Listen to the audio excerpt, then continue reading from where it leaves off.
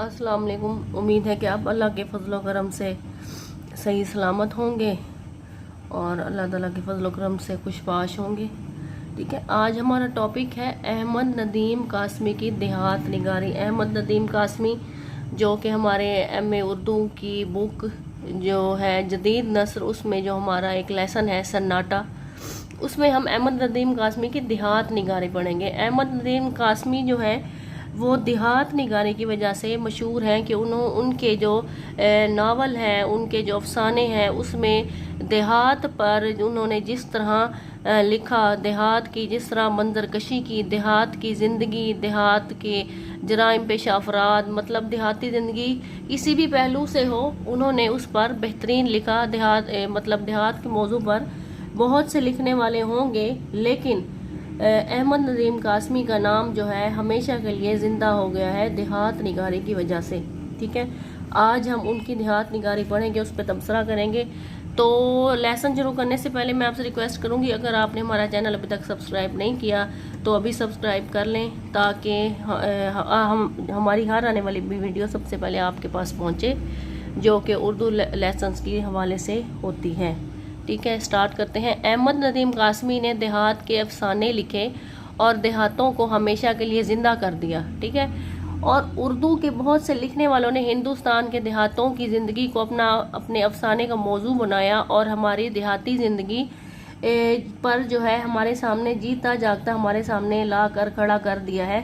ठीक है, पंजाब के देहातों के सबसे बड़े नकाश और मुसव्विर अहमद नदीम कासमी हैं। नकाश हैं अहमद नदीम कासमी, जो है देहात निगारी के नकाश हैं। ऐसे नक्शे खींचते हैं कि हमें महसूस होता है कि जिस मंजर को वो बयान कर रहे हैं वो हमारे सामने ही रोनमा हो रहा है, हम उसको अपने सामने देख रहे हैं, इस कदर उसकी मंजर कशी करते हैं। ठीक है, इस वक्त तक अहमद नदीम कासमी के कई अफसानों के मजमूए जो है शाया हो चुके हैं।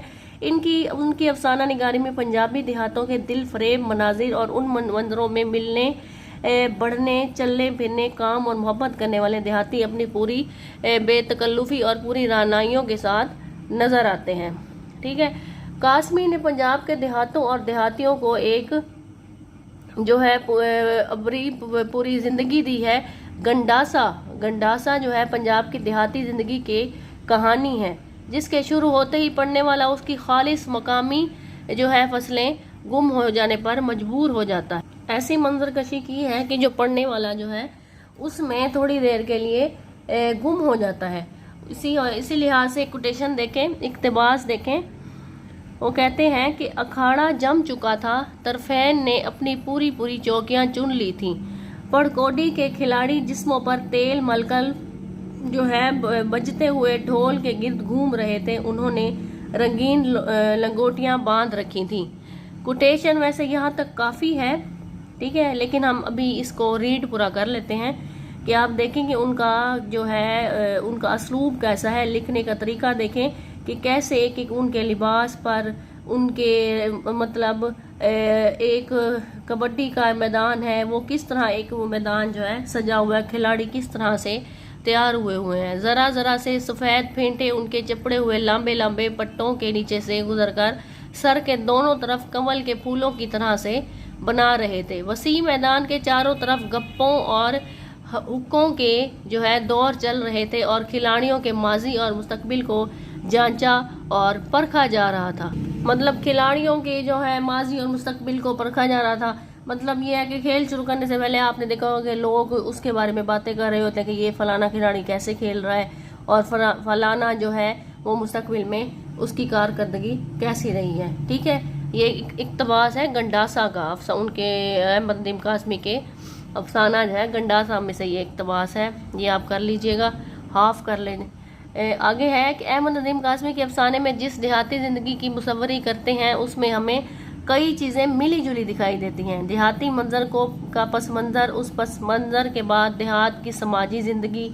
ठीक है, मतलब ये है कि देहाती ज़िंदगी की मुसव्वरी करते हैं। ठीक है, कि देहाती ज़िंदगी किस तरह से है, पहले हमें वो दिखाते हैं, उसमें कोई चीज़ें मिली जुली दिखाई देते हैं। देहाती मंजर का जो है पस मंज़र उसको भी इसी तरह बयान करते हैं कि जो पढ़ने वाला है पहले वो अपने जहन में देहाती जो मंजर है उसका पस मंजर अपने जहन में बनाए। उसके बाद वो देहात की समाजी ज़िंदगी को लेकर आते हैं, उस मंजर को बयान करने के बाद कि उस तरह उस वहाँ पे उनका समाजी मंजर जो है वो कैसा है, और समाजी ज़िंदगी की रूह रवां जो है पंजाब का देहाती ही है। ठीक है। अहमद नदीम कासमी ने अपने अफसाने गंडासा में मौला का किरदार अहमद नदीम कासमी के देहाती किरदारों की मुकम्मल अक्कासी करता है। राजू और मौला मुकम्मल देहाती पस मंजर रखने वाले जो है दलेर और तवाना किरदार तख्लीक किए हैं। मौला पूरे गांव वालों के लिए खतरे का निशान है। ठीक है। और उसे देखकर कड़िया जवान भी जर पड़ जाते हैं। देहाती बहादुर नौजवान के तमाम रंग उस किरदार में नजर आते हैं। ठीक है। जो मौला जो किरदार है गंडासा का एक किरदार है, अहम किरदार है। ठीक है। अहमद नदीम कासमी के हर अफसाने में कोई ना कोई पहलू देहाती मंजर की जरूर अक्कासी करता है। और यहाँ तक कि अहमद नदीम कासमी जो है ख़ास पेड़ पौधे, दरिया, चश्मे और जो झरने हैं, पहाड़ियाँ, रेगिस्तानी इलाके, गर्मी, जाड़ा, बरसात, आसमानो ज़मीन और इस ज़मीन पर, इस ज़मीन और आसमान के बीच में रहने वाले, बसने और उड़ने वाले जानवर और पखेरू, दही गिनी चुनी ज़िंदगी जो है, यही गिनी चुनी ज़िंदगी है। मतलब ये है कि देहात में जो ख़ासकर पेड़ हैं, पौधे हैं, दरिया है, चश्मे, रेगिस्तानी इलाके, गर्मी, जाड़ा, बरसात, मतलब हर चीज़ का जो है कासमी साहब ने इसका अहाता किया है। जिन ये सब चीज़ें हैं, ये जो फितरी हैं, देहाती हैं, जिनसे फितरी देहातों को संवारती हैं और हमेशा उन्हें गिनी चुनी चीज़ों में से एक नया समा और एक नई बात पैदा कर लेते हैं। मतलब इन सब चीज़ों को लेते हैं, देहात के मंजर को लेते हैं और उसमें लोगों की समाजी जो है, समाजी जो ज़िंदगी है उसको लेते हैं और एक मंजर पैदा कर लेते हैं कि पढ़ने वाला जो है उसमें गुम होकर रह जाता है। ठीक है। अहमद नदीम कासमी ने जो है नए के अफसानों में फितरत की यही गिनी चुनी चीज़ें हैं कि उनका कोई अफसाना इससे खाली नहीं है। दूसरी कोटेशन देखें, इक़्तिबास देखें। और मौला ने देखा कि राजू की कन पट्टियों पर सुनहरी रूहें हैं और उसकी पलकें जो हैं यूं कमानों की तरह मुड़ी हुई हैं, जैसे उठेंगी तो भुओं को मस कर लेंगी। ठीक है। उसकी कमानों की तरह जैसे उठेंगी तो भुओं को, मतलब भुओं को मस कर लेंगी। और इन पलकों पर गर्द के जर्रे हैं और उसकी उसकी जो पलकें हैं उस पर गर्द के जर्रे हैं, मतलब मट्टी है उन पे। ठीक है। और उसकी नाक पर पसीने के नन्हे नन्हे सुई की नोक से कतरे चमक रहे हैं और नथनों में कुछ ऐसी कैफियत है कि जैसे घी की बजाय गुलाब सूंघ रही हो। देखिए किस कदर जो है मंजर की अक्कासी की है अहमद नदीम कासमी ने। वो कहते हैं कि अहमद नदीम कासमी इन मनाजिर के मुशाहिदे में इतनी बारीक बैनी से काम लिया है कि उनके दिखाए हुए एक मंजर का नक्श दूसरे से कभी नहीं मिलता। ठीक है। ये उनके एक बहुत बड़ा जो है उनकी एक खूबी है लिखने की। और 50 अफसाने पढ़ने वाला हर नक्श जो है 50 अफसाने में आप उनके पढ़ लेंगे और जो पढ़ने वाला है वो हर नक्श जो है उसमें ताजगी और शादाबी महसूस करता है। मनाजिर के नकूश की ताजगी और शादाबी के कदम ब कदम एक दोहरी चीज़ चलती हो। ठीक है। पंजाबी ज़िंदगी फितरत का पस मंज़र, उसके साथ खुद इंसान का बनाया हुआ माहौल, ये माहौल भी हमेशा एक सा नहीं। इसमें पंजाबियों के घर हैं, उसकी चौपाल है, उनके खेत हैं, उनके खलियान हैं, उनकी चरागाहें हैं, उनकी रंगीनियाँ हैं। मतलब देहात की हर एक चीज़ का जो है पस मंज़र है और एक एक चीज़ की खूबसूरती है। उसको अपने नावलों में, अफसानों में इस तरह बयान करना कि उन सब चीज़ों पर जो है पारों की तरह कभी एक जगह पर ना रहे। लड़ने वाली जो है ज़िंदगी है।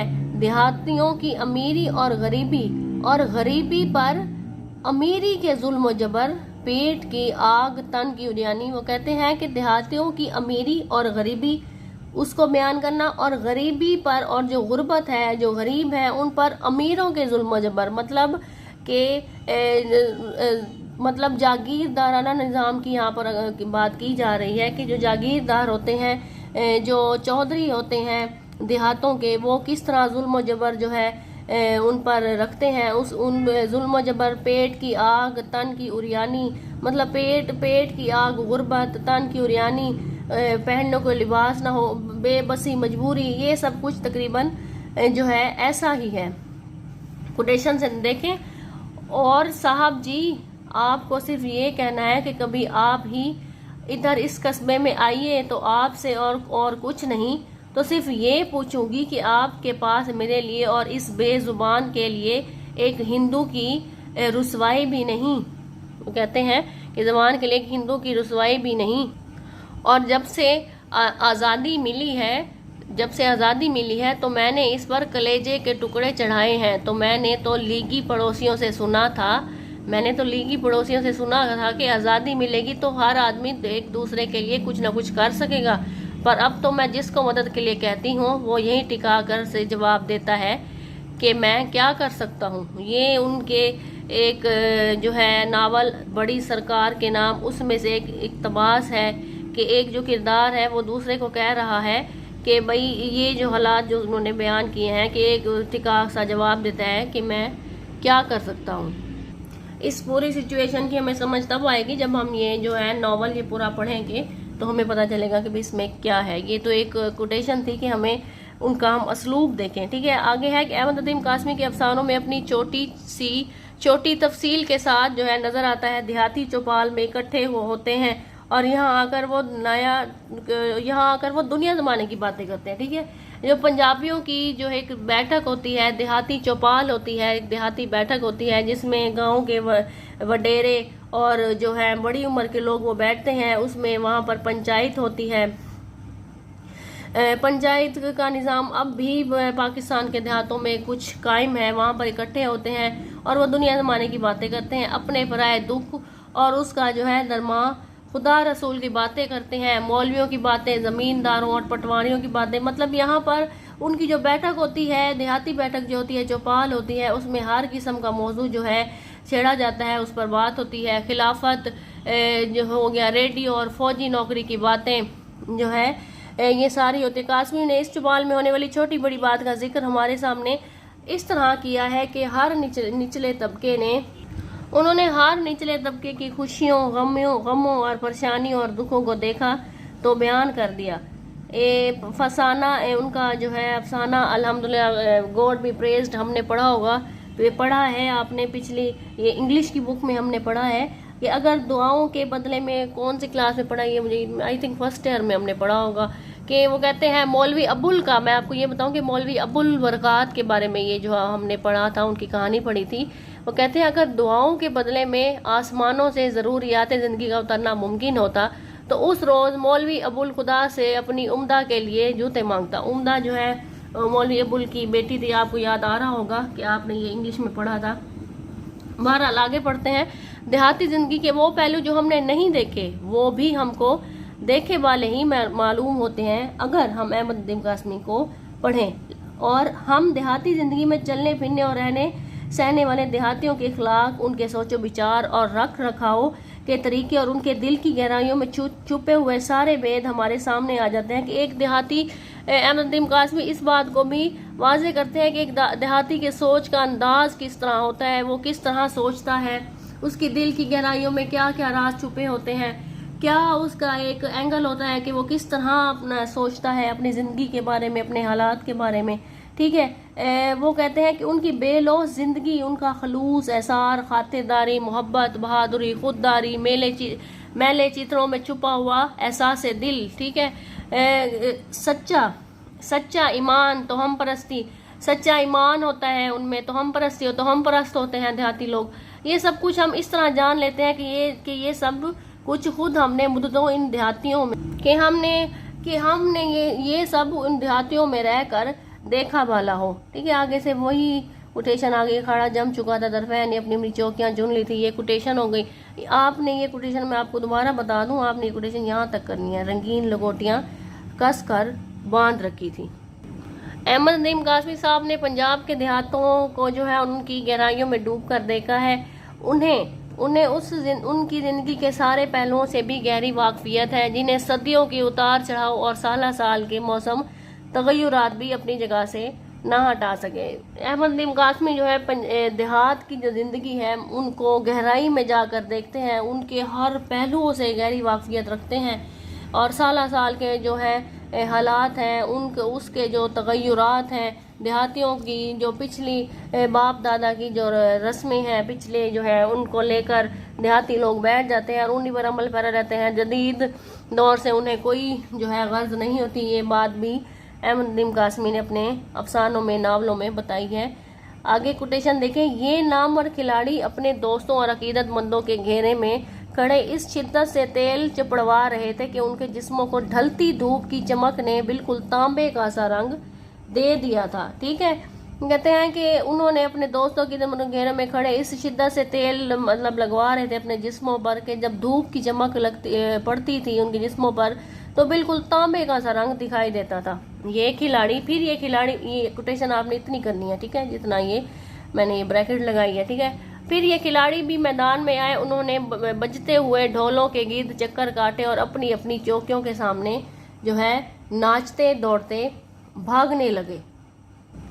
और दूसरी तरफ जो है उनकी नज़र उन चीज़ों तक भी पहुंची जो हर नया ज़माना अपने साथ लाता है और ज़िंदगी की ऊपरी सतह का असर कबूल करने पर मजबूर होती है। नई नई ईजादें होती हैं, मुल्क में सियासी इनकलाबों की तैयारियां होती हैं। ठीक है, और दुनिया के सर पर किसी जंग के बादल छा जाते हैं। देहाती ज़िंदगी भी जो है इन नई ईजादों, नए इनकलाबी नारों और जंग के बादलों के असर से महफूज नहीं रहते। कहते देहाती लोग भी जो है वो इन नई ईजादों से, नए इनकलाब जो होते हैं, नई ईजादात जो शहरों में होती हैं, इन इनकलाबी नारों और जंग के बादलों के असर से महफूज नहीं रहते। अहमद नदीम कासमी के अफसाने शुरू में उसके बीच में है। इसके खात्मा पर जहाँ तक मुमकिन होता है वो इन मंजरों के जो है नक्श बनाते रहते हैं, लेकिन इन नक्शों में कहीं यकसानी नहीं, वही तनू है। ठीक है, जिससे फितरत की हर फसूदा और पुरानी चीज़ को खुशगवार बना रखा है। ठीक है, अहमद नदीम कासमी के मुशाहिदे में इतनी बारीक बेनी है कि उनके दिखाए हुए एक मंजर का नक्श दूसरे सिरे से नहीं मिलता कि बल्कि पढ़ने वाला हर अफसाने के नक्शो बू में शादाबी महसूस करता है। अहमद नदीम कासमी के अफसानों में देहाती मंजर का सही पस मंजर और देहाती ज़िंदगी की सच्ची तस्वीरें हैं और इस पस मंजर और तर्ज ज़िंदगी के जलूं में देहाती हैं। और इन देहातियों में जो है बूढ़े, जवान, बच्चे, मर्द, औरतें, ये जो है सब नज़र आते हैं। लेकिन अहमद नदीम कासमी की नज़र मुख्तलिफ पहलुओं का जायज़ा लेती है कि एक जवान मर्द और एक जवान औरत पर जाकर ठहर जाती है और देहात के दुख, दर्द और बेबसी में भी नज़र को जिंदा सहारने का जो है सहारा मिल जाता है। आगे जो है एक कोटेशन है वकार अजीम, ये आप कोटेशन रहने दें क्योंकि इससे रिलेटेड नहीं है ज़्यादा। अहमद नदीम कासमी के देहाती अफसाने जो ज़िंदगी है, देहाती अफसाने वाली जो लिखे हैं, ज़िंदगी जो है उनमें अपनी पूरी शादाबी और तवानाई के साथ रवां दवा है। इस शादाब, तवाना और रवां दवा ज़िंदगी में भी रोमान जैसे खुद ब खुद एक कोम्पल की तरह फूटता है और इस देहाती ज़िंदगी और इसके पर्दा जो है रोमान की मुसव्वरी करने वाला अफसाना निगार शायरी के रंग में डूब कर कुछ कहता है, सब कुछ कहता है। आगे से हम ये कोटेशन देखते हैं। सुबह को उठा तो खेतों में धूप चमक रही थी और करीब ही एक दरख्त के ठेठ पर एक कौवा बैठा चीख रहा था। रहमान पहले तो हवास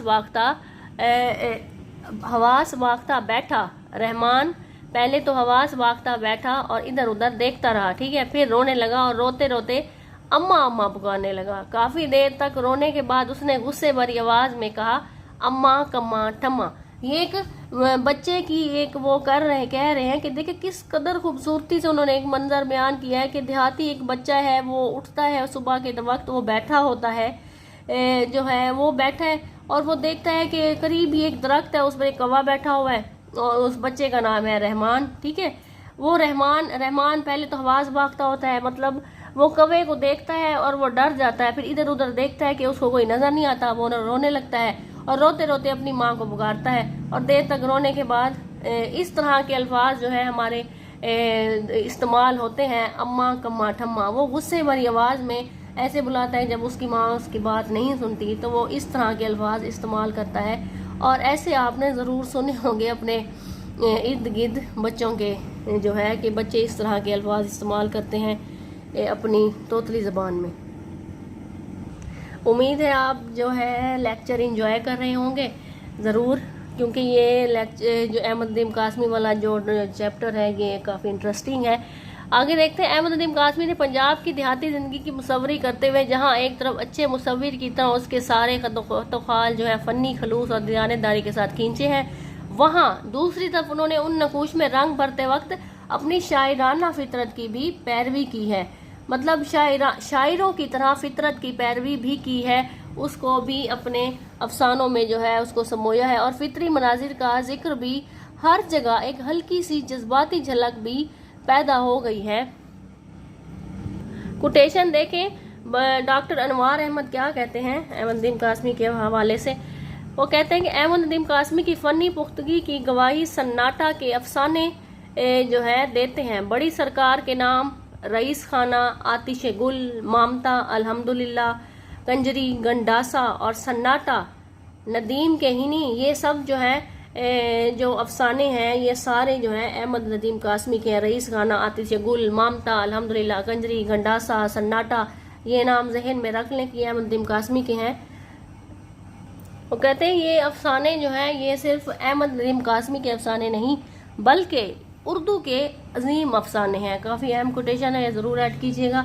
ठीक है, आगे है कि अहमद नदीम कासमी ने पंजाब के मुख्तलिफ इलाकों के अफसाने लिखे हैं। इन मुख्तलिफ इलाकों के मनाजिर और ज़िंदगी के मसाइल बाज़ बातों में एक से होने के बावजूद बहुत सी तफसीलों में एक दो से बिल्कुल जो हैं बिल्कुल अलग हैं, और उनके अफसानों को पढ़कर मनाजिर और मसाइल का ये फ़र्क हर जगह नुमाया रहता है। अहमद नदीम कासमी ने इन देहाती अफसानों के अलावा बहुत से अफसाने शहरी ज़िंदगी के भी लिखे हैं। और यहाँ मैं आपको बताऊँ कि अहमद नदीम कासमी जो है अच्छे मज़ाह निगार भी थे, उन्होंने मज़ाह निगारी भी अच्छी की। ठीक है, अहमद नदीम कासमी इन देहाती ज़िंदगी के अलावा बहुत से अफसाने शहरी ज़िंदगी के भी लिखे हैं। शहर की गरीबी, मजदूर, भकारी, क्लर्क, अफसर, मातहत, ये सब जो है शहरी ज़िंदगी के जो हैं उन्होंने ये सब उसकी बेहतरीन तरीके से अक्कासी की है। मजदूर, भिकारी जो है, भिकारियों की बहुत तादाद शहरों में मौजूद होती है, बहुत ज़्यादा। आपने खुद भी देखे होंगे कि शहर जो है भिकारियों से भरे पड़े हैं। भिकारी हर जगह भीख मांग रहे, बल्कि इसको अब एक तो ये किस्म का पेशा ही बन गया है ये भिकारी मांगते रहना।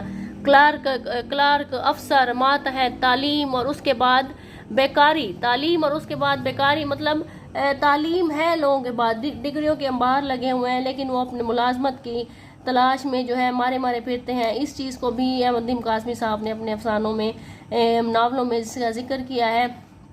वो कहते हैं फिर शहर की गलाजत, पान की पेक, पेस्ट्री के टुकड़े, मतलब जगह जगह पान खाना और उसको थूकते रहना, पेस्ट्री के टुकड़े, मशीनें, गाढ़ा बदबूदार धुआं, मतलब उसका कारखानों का, फैक्ट्रियों का धुआं, इन सब चीज़ों ने जो है फ़िज़ा को जो है बेकार कर रख दिया है। शहर की फ़िज़ा जो है वो शफाफ नहीं है देहातों की निस्बत।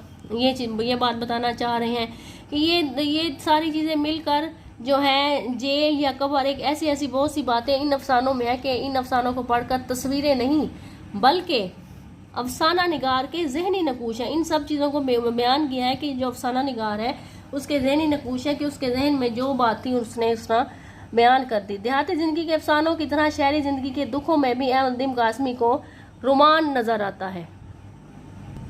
अहमद नदीम कासमी के तर्ज की सबसे बड़ी जो खसूसियत है उनका शायराना अंदाज, जो उनके तख़य्युल के अलावा खुद उनके बयान पर भी छाया हुआ है। उनका मतलब अहमद नदीम कासमी का एक शायराना अंदाज है कि वो माहौल को किस तरह बयान करते हैं। उनका तख़य्युल किस तरह है कि उनका तख़य्युल हमारे सामने आ जाता है, और ख़्वाह वो किसी चीज़ का भी जिक्र कर रहे हों तो गैर शायराना बनना उनके लिए मुमकिन ही नहीं। मनाजिर का जिक्र, देहाती ज़िंदगी के मुख्तलिफ मौक़ों का बयान और किसी रुमानी मंजर की मुसव्वरी, उनमें से हर एक उनमें से उनकी शायराना फितरत और उनके फितरत के जो है पैदा किए हुए तर्ज की झलक होती है। ठीक है, अहमद नदीम कासमी का तर्ज नए ज़माने और तरक्की पसंद तहरीक के जदीदी रुझानात का पैदा किया हुआ है। ठीक है, तरक्की पसंद तहरीक का पैदा किया हुआ है। उन्होंने भी देहात के मासूम माहौल में नए तर्ज की नफ्सियाती परेशान ख्याल की जुस्तजू की। उन्होंने देहात के कहते हैं मासूम माहौल में भी नए तर्ज की जो है नफ्सियाती परेशान ख्याली की जुस्तजू की, नई एक जुस्तजू पैदा की, और इस तरह सदाकत और तख़य्युल के टुकड़े बाज़ जगह उस नफ्सियाती और फ़लसफ़ियाना कैफियत को को मजजूब की जड़ बना दिया है। ठीक है, अफसानों में जज्बातियत पैदा की हुई है कि मतलब अफसाने में जो किरदार है उनके जज्बात को किस तरह बयान करना है, लेकिन उनका शायराना तर्ज इस मौका पर इस जज्बातियत का पर्दादार बन गया है। ठीक है, मतलब उनकी शायराना जो तर्ज है इस मौका पर भी उनकी जज्बातियत को पर्देदार बना गया कि इस नए तर्ज से मुतासिर होकर अहमद नदीम काज़मी जब किसी की जहनी कैफियत की मुसव्वरी करते हैं कि मतलब जो किरदारों की जब मुसव्वरी कर रहे होते हैं तो उनके अंदाज में वही अमूमियत पैदा हो जाती है कि यही वजह है कि उनके अफसानों में पढ़ने वाले को ये महसूस होता है कि फितरत ने उन्हें, जब वो पढ़ रहा होता है तो उसको यही महसूस होता है कि फितरत ने उन्हें देहाती ज़िंदगी का मुसव्विर और तर्जुमान बनाकर भेजा है। मैं उम्मीद करती हूँ कि आपको लेसन समझ आया होगा। अगर आपको कोई बात जो है समझ नहीं आई तो आप मुझे कमेंट कर सकते हैं। अगर मेरी वीडियो आपको पसंद आई है तो वो लाइक और शेयर करें, और हाँ, हमारे चैनल को सब्सक्राइब करना ना भूलें ताकि हमारे इस तरह उर्दू लेक्चर्स पर आने वाली वीडियो आपके पास पहुँचती रहें। Thanks for watching.